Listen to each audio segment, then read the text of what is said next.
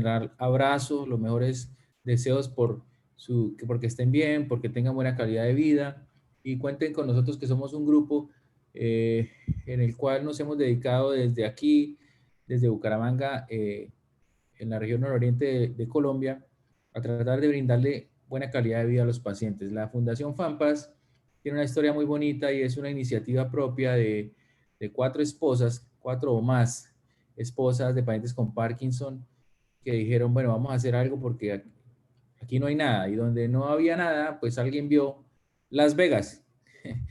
Entonces, ha tocado luchar mucho, ellas son muy proactivas y nosotros también hemos estado ayudándolas, celebrando el Día Mundial del Parkinson, que es el 11 de abril, que fue el día que nació James Parkinson, el médico que descubrió la enfermedad, que la describió por primera vez. Y bueno, la idea es seguir creciendo, nunca desaparecer, sino seguir creciendo. Hoy simplemente les voy a contar parte de lo que yo hago, lo que nuestro grupo hace. Nosotros hacemos cirugía para Parkinson, pero obviamente también seguimos los pacientes que no son candidatos quirúrgicos o que no están listos aún para la cirugía. Entonces voy a compartirles un poquito de esa experiencia aquí, rapidito.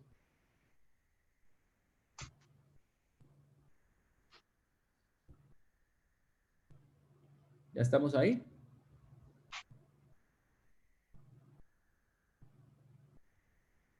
¿Ven una imagen, sí? Sí, sí, ya Sí, lo podemos señor. ver. Sí, sí, ya lo Bueno. podemos ver. Bueno, entonces mi nombre es William Contreras. Mi nombre es William Omar, ¿no? Y cuando hacía las publicaciones académicas, entonces el primer nombre, la W y la O las unían siempre en las publicaciones. Y entonces decía WO. Y me quedé entonces el doctor WO. Me pueden encontrar en redes como el doctor WO, William Omar, ¿vale?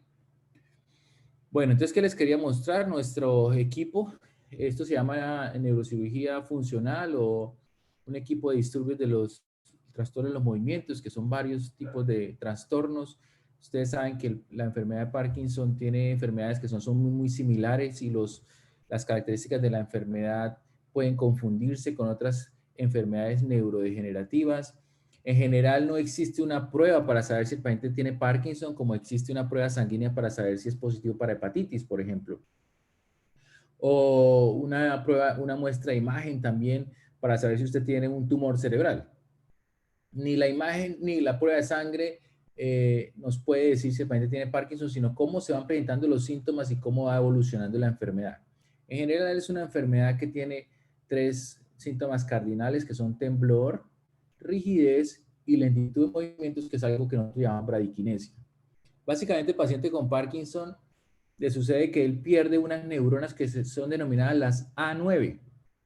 Si uno pierde esas neuronas, es donde está la producción de un neurotransmisor que no es otra cosa que una sustancia, que una agüita, una sustancia química que tenemos en el cerebro que se llama la dopamina, ¿vale? Entonces, básicamente, el paciente que tiene Parkinson presenta esos síntomas clínicos cuando ha perdido la mitad de esas neuronas que nosotros denominamos dopaminéricas. El paciente con Parkinson pierde sus neuronas dopaminéricas. ¿Y cuál es la función de ese neurotransmisor? Es producir el movimiento, controlarlo y además tiene una función en el estado de ánimo. Por eso es que la dopamina, nosotros escuchamos que la dopamina, que liberación de dopamina, que los adictos entonces consumen cocaína porque les libera mucho la dopamina, entonces esto también tiene que ver con el estado de ánimo, ¿cierto? Si nosotros tenemos poquita dopamina, que es lo que le pasa al paciente con Parkinson, pues entonces también nos deprimimos.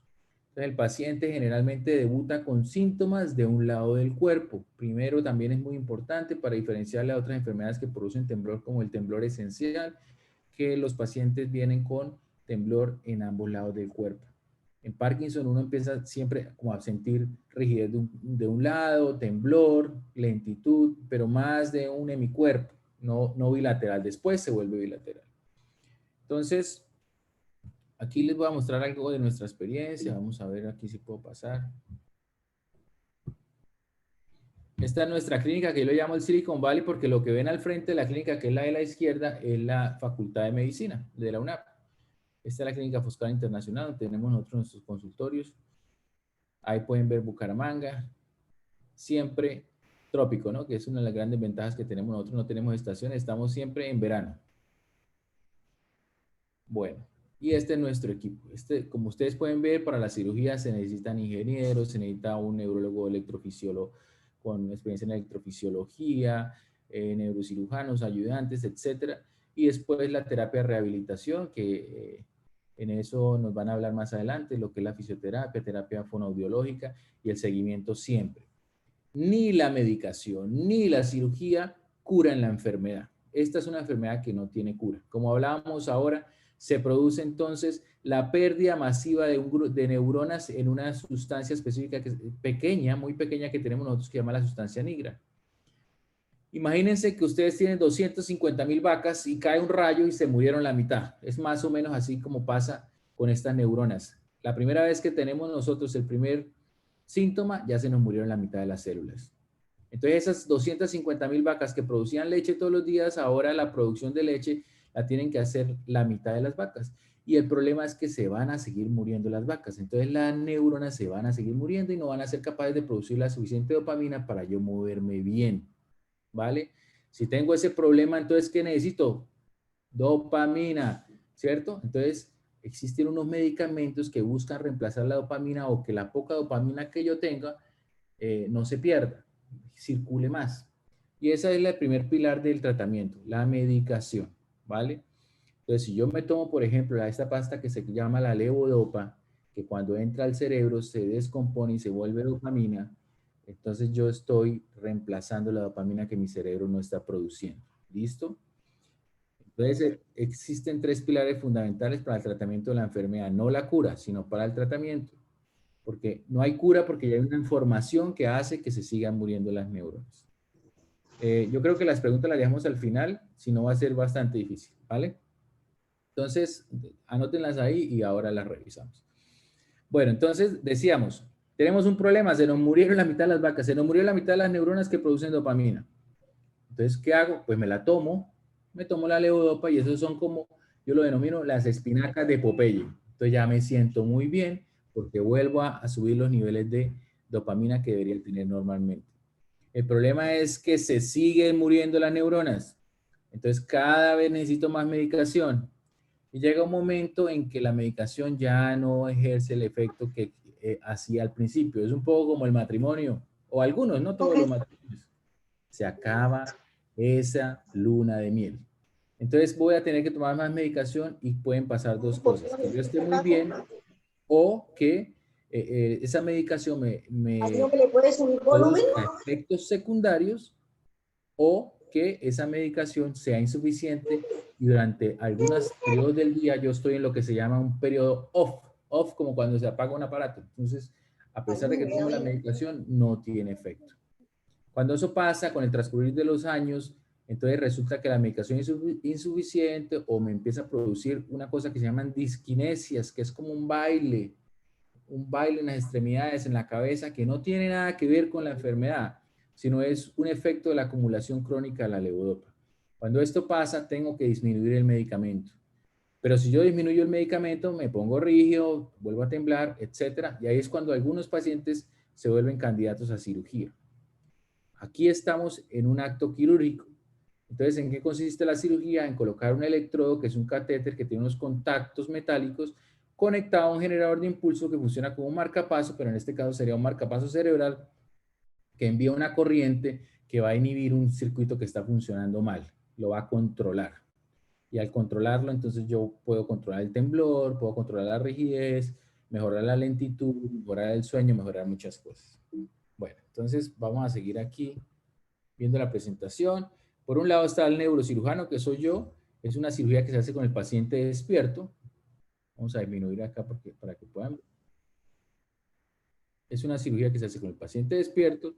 Entonces, de este lado de aquí para acá está todo estéril y de aquí para acá está la neuróloga electrofisióloga haciendo pruebas porque la cirugía se hace precisamente con el paciente despierto para que yo pueda saber que el electrodo quedó bien implantado y que el paciente mejoró sus síntomas. La mejoría de los síntomas es inmediato cuando yo conecto el estimulador, es decir, dejan de temblar, mejora la rigidez y se mueve más rápido.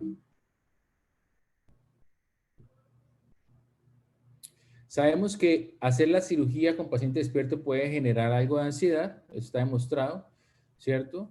Entonces nosotros, aparte de la cirugía que hacemos para el Parkinson, hacemos otros tipos de cirugías con paciente despierto como resección de tumores en áreas elocuentes o áreas importantes como el área del lenguaje, donde se opera el paciente despierto para saber que no se está comprometiendo el área del lenguaje y que el paciente continúa hablando. Entonces nos hemos dado cuenta que la cirugía con el paciente despierto genera alguna ansiedad, ¿cierto? Por eso hemos inventado este prototipo en el cual el paciente con realidad virtual antes de la cirugía se invita a que mire cómo va a ser la cirugía. Esto es más o menos como es la cirugía, ¿cierto? Si se colocaran las gafas, entonces ustedes podrían ver que esto es como si estuvieran en tiempo real. Primero se coloca un marco de estereotaxia, que es como una corona alrededor de la cabeza para crear un plano cartesiano y yo saber exactamente dónde voy a colocar el electrodo.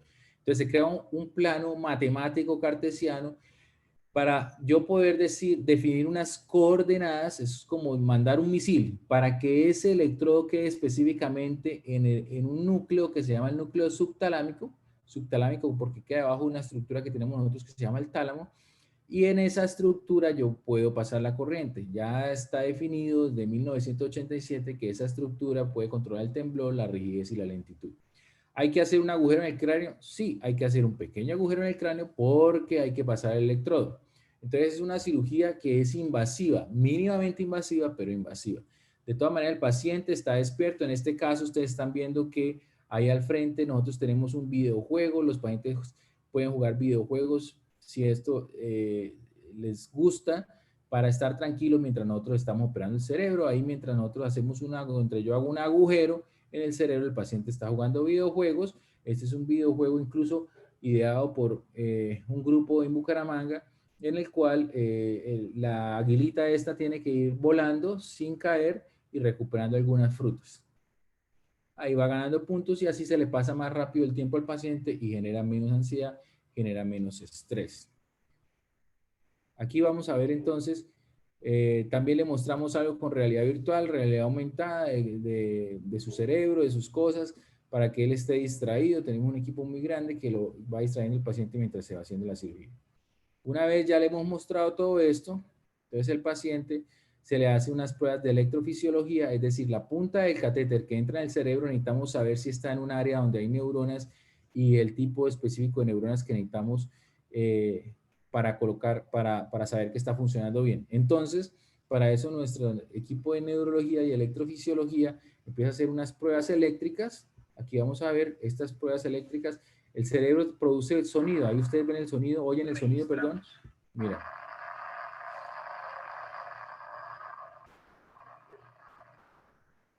El núcleo subtalámico suena como lluvia en una teja de zinc. Entonces aquí nuestro equipo de neurología empieza a hacer las pruebas para saber que ese paciente deja de temblar, por ejemplo, o deja de tener rigidez, dependiendo de los síntomas que tenga. Ahí empiezo a pasar yo corriente. Esta es la visión del paciente, ¿sí? Las neurólogas le dicen, abra, cierre el dedo. Ahí está el paciente abriendo y cerrando el dedo.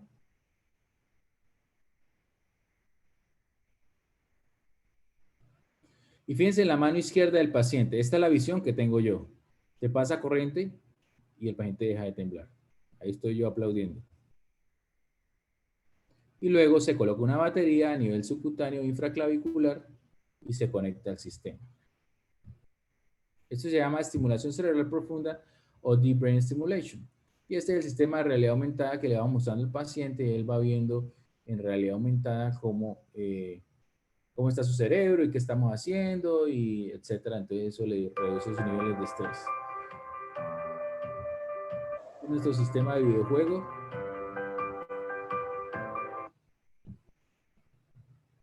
Bueno, y hemos visto que a través de estas tecnologías podemos realmente disminuir el estrés de los pacientes que están siendo operados mientras están despiertos, porque la cirugía puede durar un par de horas.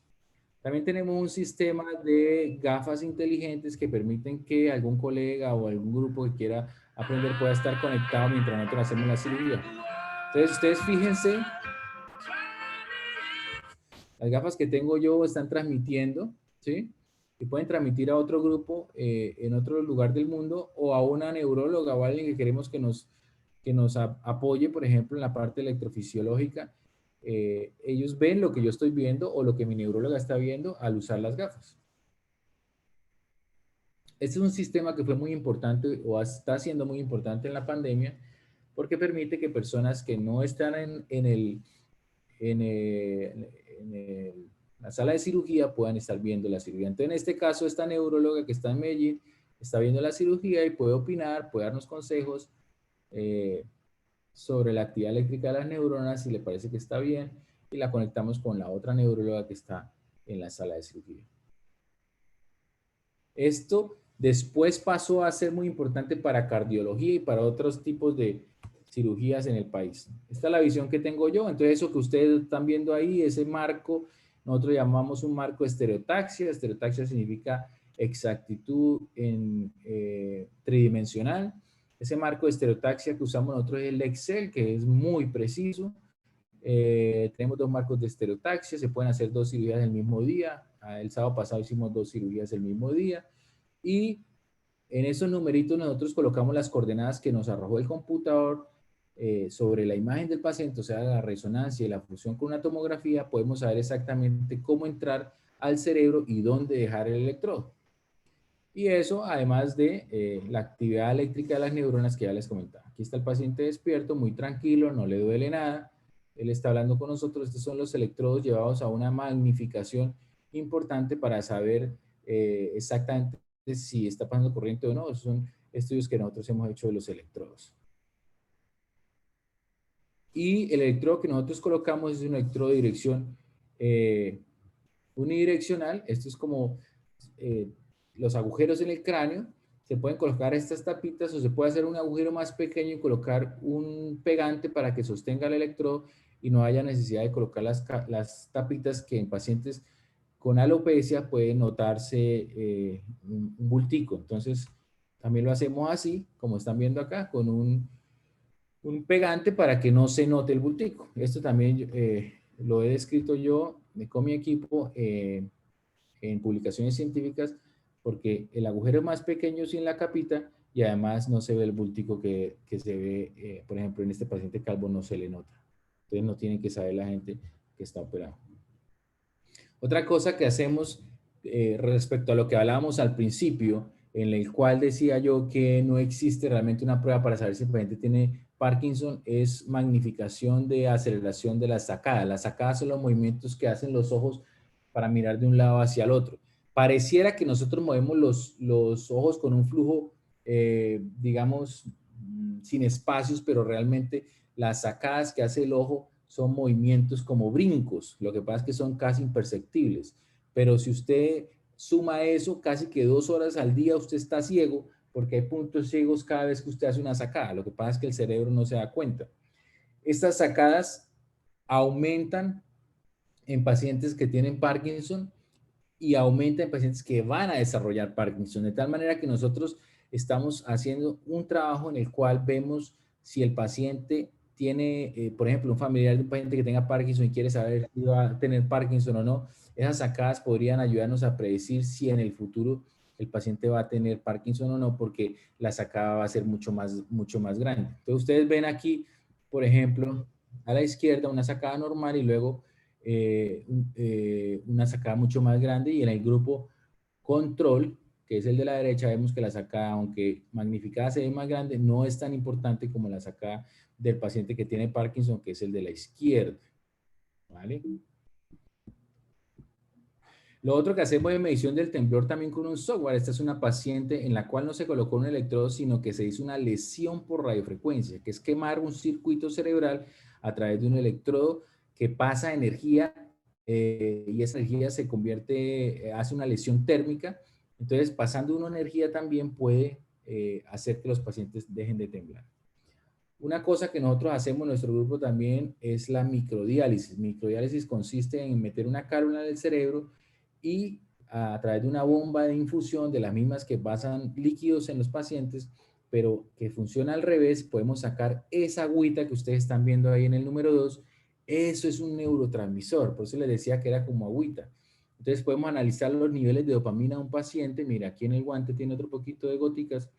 ¿Cuáles son los niveles de dopamina, de serotonina? Esto es muy importante en otros pacientes que hacemos también con estimulación cerebral profunda, pero con trastornos psiquiátricos. Y una cosa en la que empezamos a trabajar con nuestro grupo aquí en Bucaramanga es en los plegamientos de alfa-sinucleína. Entonces, ustedes que tienen familiaridad con el Parkinson han escuchado alfa-sinucleína, alfa-sinucleína, que es una enfermedad, nucleopatía, no sé qué. Bueno, la alfa-sinucleína es una proteína que tenemos todos en nuestras neuronas.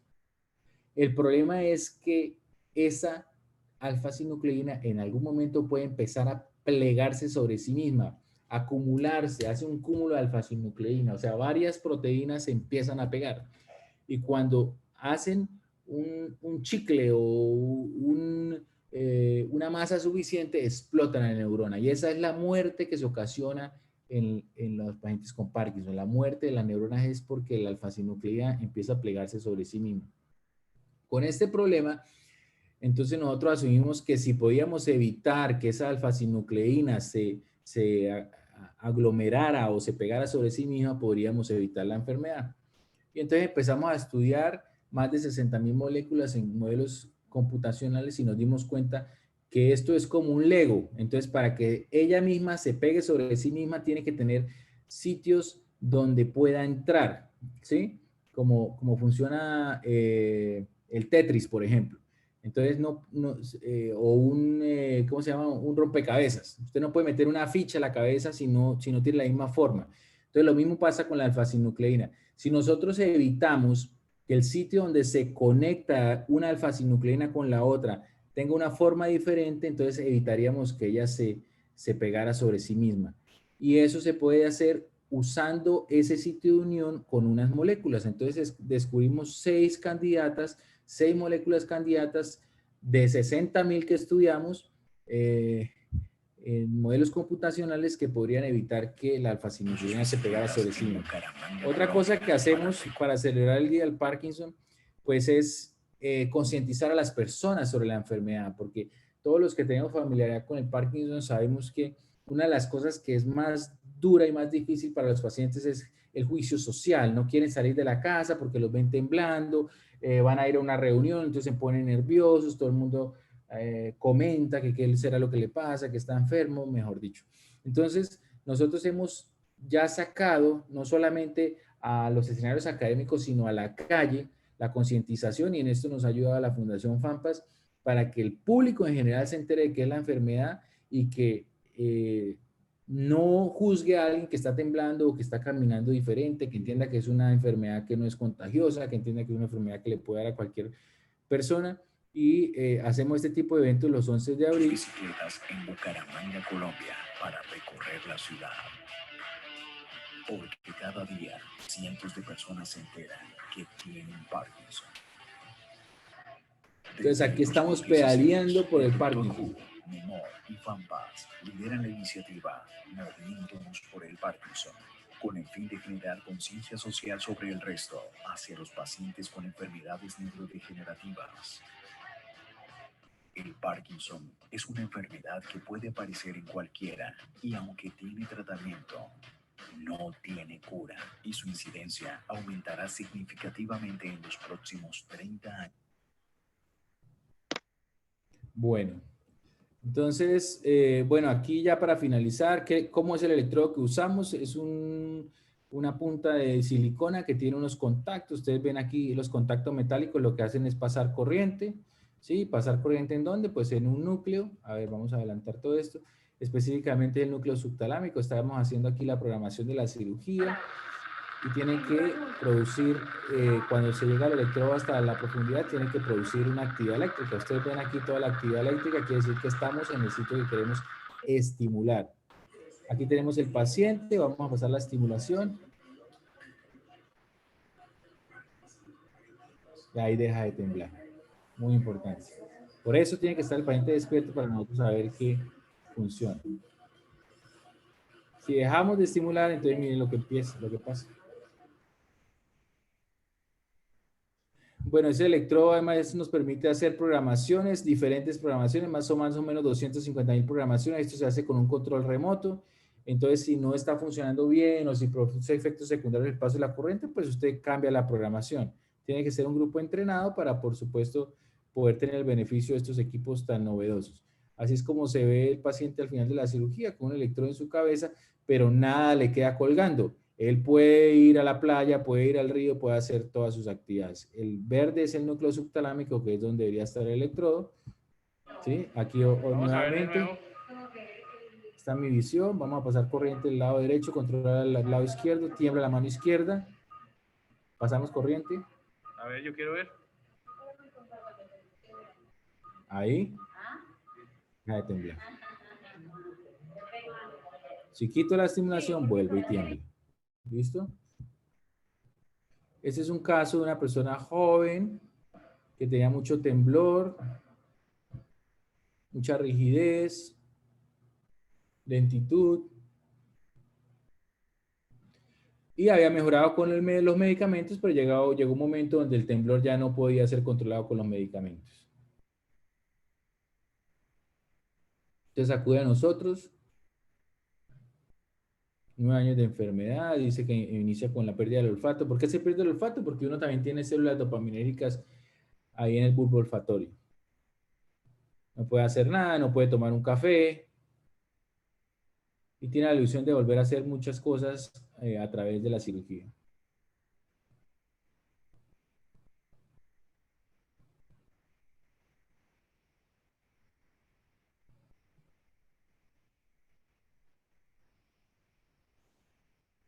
Colocamos el marco esterotaxia, hacemos las planeaciones quirúrgicas, nuestro grupo de electrofisiología, miramos que el electrodo esté bien implantado, colocamos el electrodo definitivo y vemos la mejoría en el intraoperatorio. Ya no hay más temblor, hay rapidez. Este es el postoperatorio inmediato, aún todavía tiene los vendajes. Comparamos antes y después.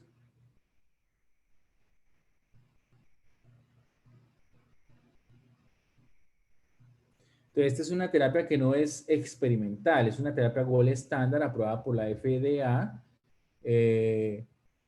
Y no todos los pacientes son candidatos, pero muchos de los pacientes son candidatos cuando ya la medicación no está funcionando. Bueno, yo creo que voy a parar por acá.